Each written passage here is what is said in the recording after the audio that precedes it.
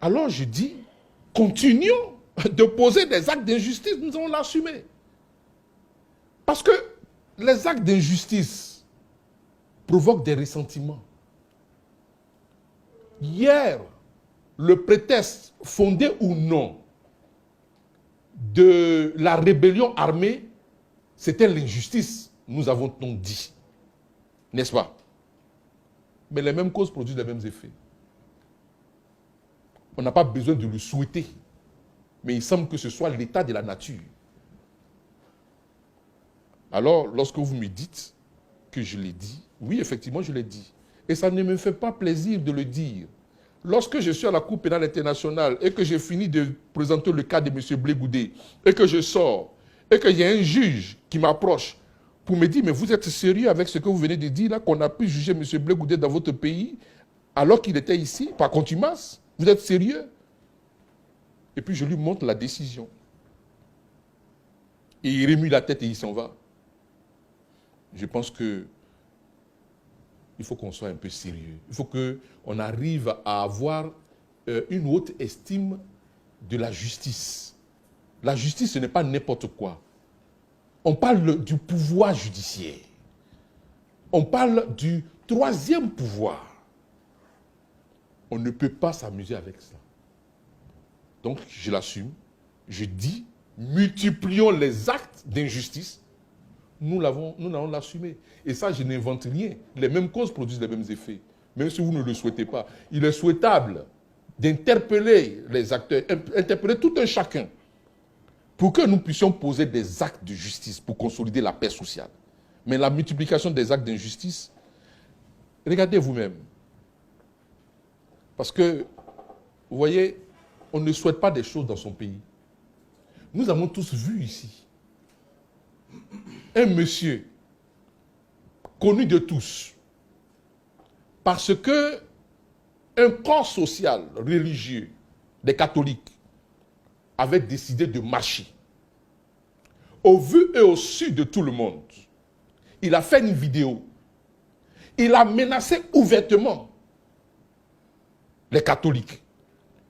On a vu des enfants faire des vidéos pour dire que si les catholiques marchaient, ils allaient verser leur sang. Gravité des propos. Ces personnes sont où? Eux, on ne les trouve pas. Cette personne connue de tous, on sait où cette personne veut, où trouver cette personne. Mais jusqu'à présent, la personne est dans la nature. Vous trouvez ça normal? On n'est pas procureur d'un clan lorsqu'on est dans un pays démocratique. On n'est pas procureur pour alerter ces agents de police seulement pour la poursuite d'un camp. Ce qu'on reproche à mes clients, mais j'ai lu des journaux dans ces temps. Si on veut être impartial, on veut être vraiment procureur pour tout le monde. Et non seulement pour un clan. Vous pensez que c'est le journal seulement Le Temps qui pouvait être poursuivi? Moi, je vous pose la question. Ces affaires, ces allégations de 18 milliards qui ont été enchaînées avec d'autres faits sur les cadres nationaux d'identité, des propos. J'ai vu des journaux, j'ai vu des propos plus durs. Le procureur le sait, puisqu'il a des journaux tous les jours. Les organes ont l'obligation de lui envoyer les journaux tous les jours. Il les a. Pourquoi est-ce qu'on s'acharne seulement sur un camp?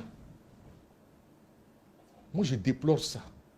Et lorsque je rentre dans une salle d'audience et que j'ai cette conviction, je ne peux pas m'associer à cette théâtralité judiciaire. Cette forme de retrait d'un dossier est une expression d'un avocat qui ne veut pas se conformer à ce que j'ai dit tout à l'heure, à la théâtralité judiciaire.